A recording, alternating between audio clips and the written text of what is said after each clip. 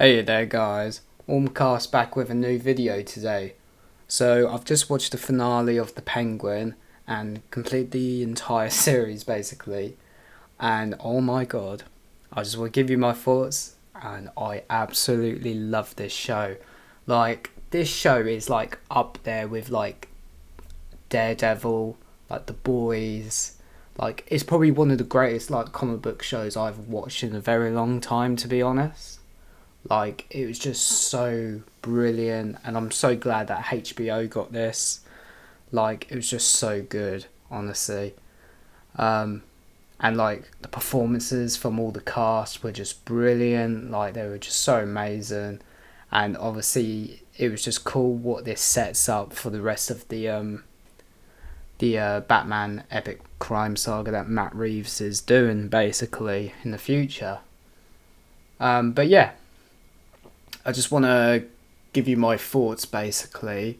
Just talk about a few things. I was originally thinking about doing like a weekly breakdown of each episode, but then I thought I might as well just do like one big video like at the end, to be honest. But yeah, each week watching every episode, it was just like, it felt like it was just like a hit after hit after hit, and it was just so good. Like, and the finale, in my opinion, landed the ball on it. Like, you didn't even have to have Batman in this show to show up for it to be good, which I'm glad he didn't show up, to be honest. Like, I'm really glad that didn't happen. But yeah. Colin Farrell as the Penguin is probably one of the best things that come out of the first Batman film and this show, to be honest. Like, that makeup that makeup is unbelievable, honestly. Like, I couldn't believe it. Like, you just look at that makeup and it's just done so well. So props to like the makeup team and all that. And yeah, I can't wait to see what Colin Farrell's version of Penguin is gonna do in the future, in the next film or any other spin-offs that they do. So yeah. But yeah, Colin Farrell's performance in this was just so good. The relationships he had with the other characters in this show, with like his mother Frances, like, oh my god, it was actually heartbreaking watching that relationship, what type of relationship that Oz and Frances have in this show. Like, it was absolutely heartbreaking. And finding out, spoilers ahead, finding out that Oz was the reason that his brothers Jack and Benny were killed by him, or left for dead basically, in the tunnels where he sets up his lair in the future. It's just tragic, like, all because he wanted all the love from his mother to himself basically. But yeah, like, that relationship was just so, oh my god, so tragic. I just couldn't believe it. But yeah, and the performance was just great. And then you've also got Victor, who you might recognise, the actor. He was also in like Marvel Runaways, the actor that plays him. He was so cool in this. When he first showed up, it felt like they were giving him sort of like, kind of like a Jason Todd sort of origin kind of thing, where he's stealing the wheels off Oz's car, kind of like what Jason does to Batman on the Batmobile in the comics. But yeah, I guess they took some elements of that and put that with Victor's character as like inspiration, I guess. But yeah, it was still cool how we met him, and seeing Victor and Oz's relationship was just, it was just so good. Like, Victor did obviously see Oz as like part of his family, but I was so broken in the final episode when Oz was like, he can't like have that weakness in his organization once he finally won. And he, obviously killed Victor. He didn't want to, but he had no choice, basically. It was just so tragic, honestly. I just couldn't believe it, to be honest. I was kind of hoping Victor would like come out alive of this show, but obviously that didn't happen. But yeah, and then seeing the backstory for Victor as well, like his family, how they died because of Riddler's bombs in the first film, obviously setting off the flood in the city. That was also tragic, just seeing that perspective as well. How Victor lost everything in Crown Point because he was from Crown Point, and because Oz basically gave the people of Crown Point hope by giving them jobs, and then obviously bringing back the lights and the power basically to Crown Point after it was heavily damaged by Riddler's bombs and the flood basically. But yeah, it was so tragic, I won't lie. Yeah, like, I don't know. Yeah, it was hard to watch that after being so loyal to him. Just get killed off like that. But yeah, the other characters I want to talk about especially is the Falcone family, especially Sophia Falcone. Sophia Falcone, sorry. The Hangman, or as she was like framed to be known as the Hangman in the show, which is a thing from the comics as well. Oh my god, I won't lie. There was like some episodes I was actually rooting for Sophia, to be honest, to be Oz. Like, I knew Oz was going to eventually like become the kingpin of Gotham, but in some cases I was kind of hoping Sophia would come out on top, and I've never thought I would expect that, to be honest. Yeah, honestly, Sophia Falcone is probably one of the best things in this show, to be honest. And it was so tragic that to find out that her father, Carmine Falcone, who we did see in the first film, who got recast actually in this film. So Mark Strong was playing him in this show, basically. But yeah, because I remember in like the first film, we obviously see Carmine Falcone in that. He was behind everything basically, and that's why Riddler was trying to out him basically and all that. But in this, we obviously get a backstory of Sophia's relationship with her family, like Carmine, Alberto, and her other cousins basically in the family as well, and her uncle. And yeah, like there was some moments where Sophia, like, I felt like I was rooting for her so much. I just wanted her to come out on top. Like, it's so weird to say that, but Carmine Falcone, right? What an absolute idiot. He seriously framed his daughter for all those women being killed, basically. And we found out that Carmine probably killed Sophia's mother as well, because she threatened Carmine that she was going to leave with Sophia and Alberto, it seemed. And Johnny Vitti was actually helping her to get away from the family. Obviously, it didn't go that way, because obviously she was killed. But yeah, like, it was so hard watching that backstory. Yeah, and then obviously seeing Sophia get sent to Arkham, and enduring all the torture she gets basically in Arkham, even though she was innocent.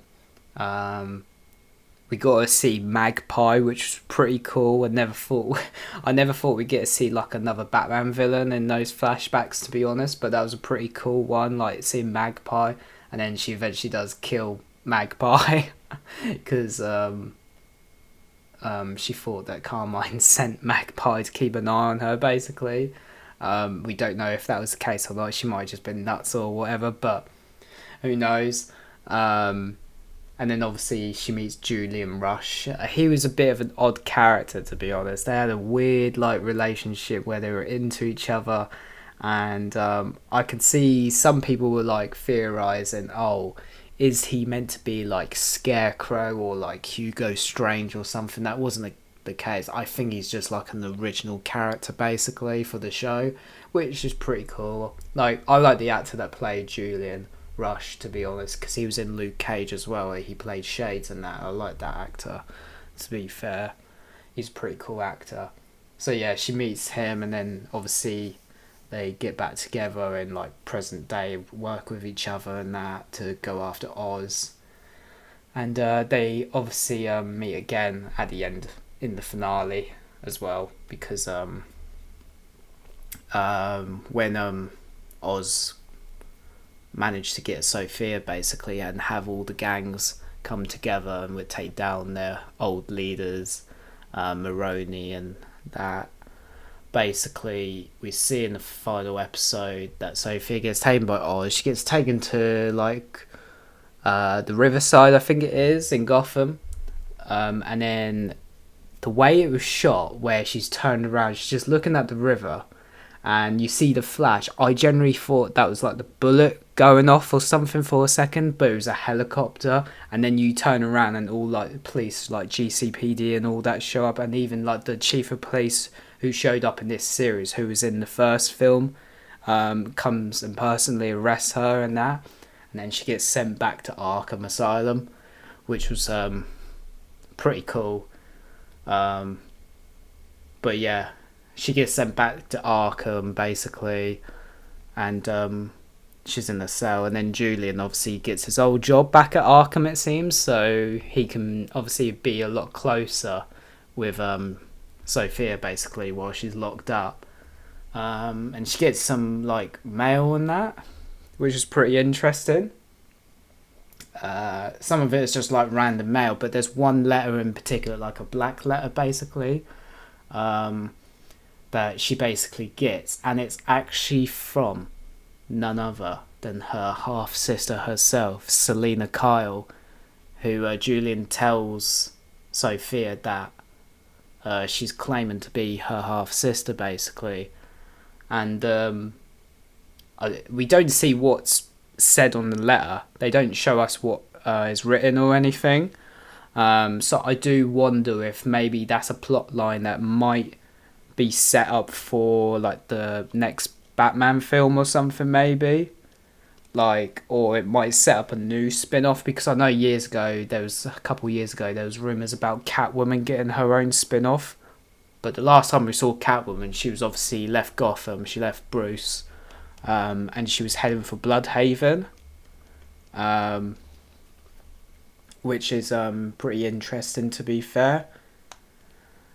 But yeah, like, who knows what's going to happen with that, because obviously we know that we found out in the film that Catwoman is the daughter of Falcone basically, because I'm guessing that basically because Falcone basically framed Sophia for killing all those women, I reckon that one of those women was Maria Kyle, Selena's mum, I think it is. I think it was Maria Kyle, yeah. Selena's mum, basically. So I wouldn't be surprised if this is like a plot line that comes back in the future somehow, maybe in a Batman Part 2 or another spin-off series or something. But who knows? We'll just have to wait and see what they do with that, and see if Sophia and Selena do meet, because I saw people online going, oh, imagine like a scene between them two, that would be interesting. But yeah, we'll just have to wait and see really what happens with that.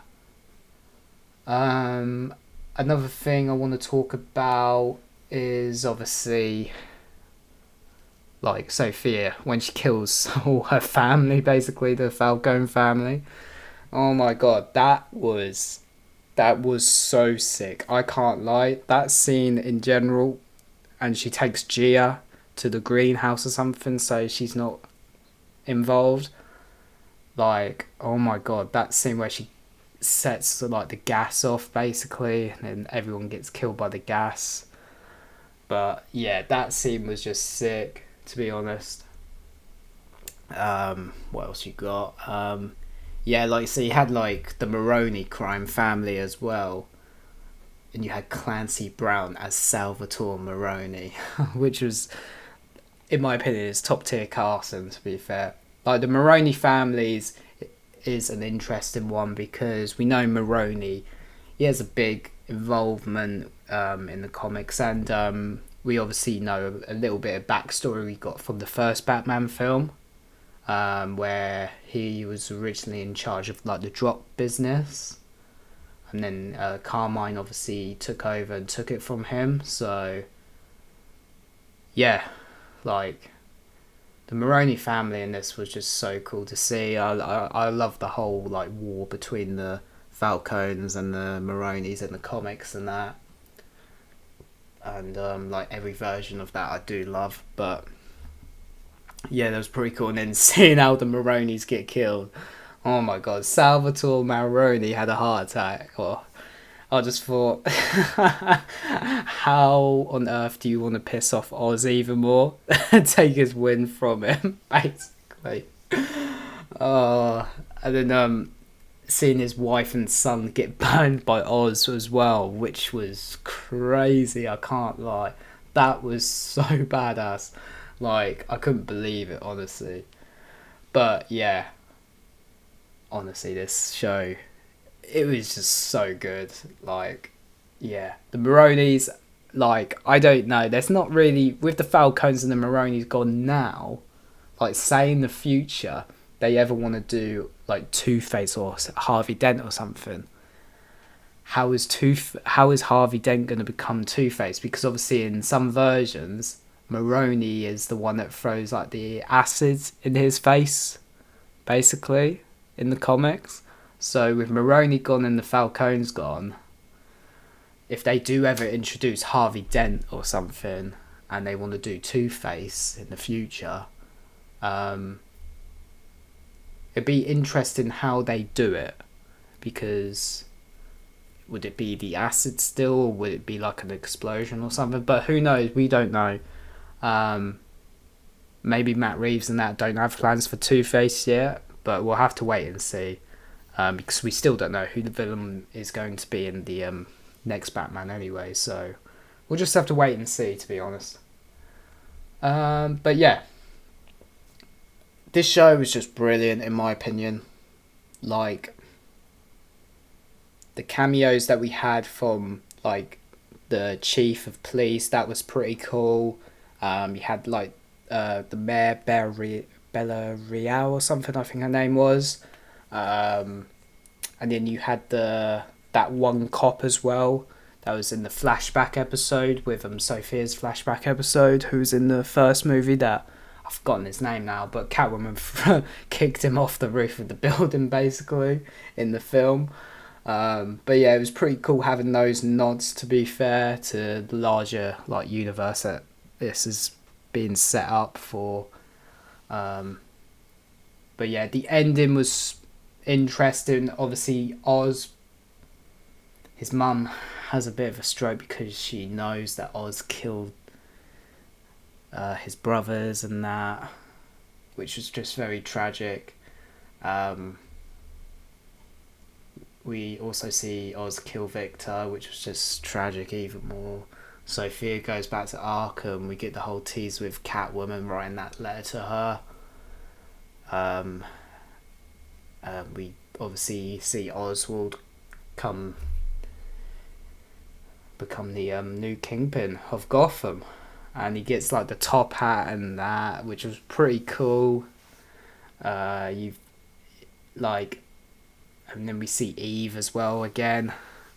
Eve was a pretty interesting character, Eve Carlo. So I don't know if they're setting her up to have a connection with Clayface or something in the future, because that relationship she has with Oz is a bit weird in the end, to be fair.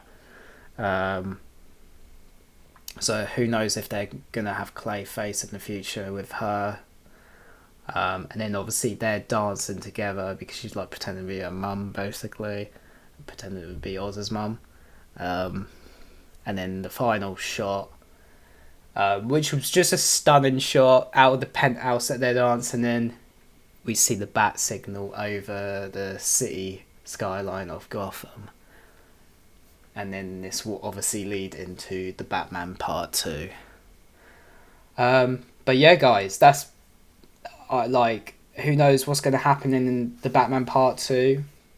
Like, I think that's coming out in 2026. I think originally it was going to come out next year, but got delayed, so it's now 2026. So we've got a little while. So now that this show is finished, maybe we'll start getting casting announcements and filming announcements soon, and maybe we'll find out who the villain's going to be for that film, because we still don't know. But yeah, overall we'll just have to wait and see. But this show was just phenomenal. I just recommend it so much. Like, I just had a blast with it. It was so tragic, it's so entertaining and amazing. Like, definitely go watch this, go check it out. Like if you like the Batman film and the Penguin and enjoy the show, like, just go watch this show. If you like the first film, go watch it. But yeah, I definitely recommend this show, guys. Like, it's so good. But yeah, guys, that's about it. All I've got to say about this, to be honest. I want to know what you guys think of the Penguin. Have you had a blast with it? Have you not? Or what are your thoughts for the future of this new Batman epic crime saga that Matt Reeves and that are setting up? And yeah, did you enjoy the show or not? I would like to know in the comments below. But yeah, if you enjoyed this video, don't forget to leave a like and a subscribe and a comment down below. And I will see you guys in the next one.